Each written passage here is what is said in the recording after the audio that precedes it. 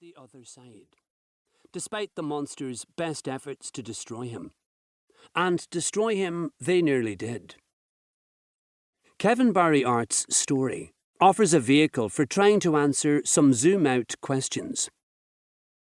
How did courts in Northern Ireland treat defendants accused of terrorist offences during the early 1980s?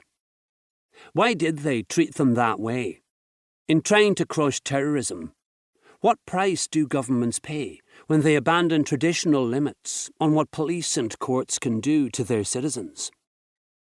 Is it possible for a man to survive assassination attempts, cruel and prolonged interrogation and trials, and the best efforts of police, intelligence services, and paramilitaries to ruin his life without becoming embittered and angry at the world? To the refugee, is America still a refuge from foreign oppressors?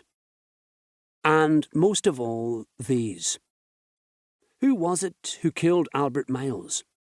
Was it Kevin Barry Art? If not, why did he falsely confess to a crime he didn't commit? Why did thousands of people do that in Northern Ireland during the Troubles? On my first visits to Northern Ireland during the 1990s, my sense of being a stranger in a strange land was acute. For a deracinated American of the baby boomer generation, trying to comprehend the history and hatred that spanned centuries was both daunting and humbling. I had never before seen army troops patrolling country roads in full camouflage, armoured personnel carriers, rumbling down city streets, fortified police barracks with radio antennae so tall they could be seen from a mile away. In a country slightly smaller than the state of Connecticut, there were over 100 fixed military installations and thousands of heavily armed soldiers. The fear and dread in the air were disguised but pervasive. I understood California, where I had grown up, and where Kevin Barry Art had wound up. Northern Ireland was a world for which I was not prepared. To start to understand Northern Ireland, I needed a glossary. One follows this prologue. When it comes to the Troubles, I have no ideological axes to grind. But I do not pretend to be a journalist who is impartial about his subject. I served as a part of Kevin Barry Art's legal team from 1992 to 2000, and Kevin and I grew close during that time.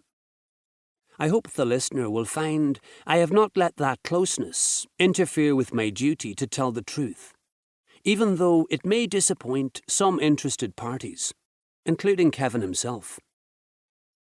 I have had the good fortune of hundreds of interviews with Kevin Barry Art, as well as access to the records of Kevin's trials and appeals in Belfast and San Francisco. Within them were thousands of pages of transcripts, notes of witness interviews, police reports, and photographs. There were also reams of private communications between Kevin and his lawyers. Kevin could have insisted on the secrecy of that material. He decided to waive his privileges in the interest of telling the whole truth. His former lawyers allowed me access to their files and work product for the sake of this book. No listener can wonder what I or he might have selectively concealed. As I write this, Kevin lives openly in America. The British and American governments have long since given up trying to return him to prison in Northern Ireland. Like millions of Irish immigrants before him, he has made a life here, started a family, and put down roots. He has peace and security, things he never experienced in his native country. For the moment, he has the life we all want, all the elements of the California dream. One might ask, why this book? Why now? My answer to these questions would be that truth does not get old.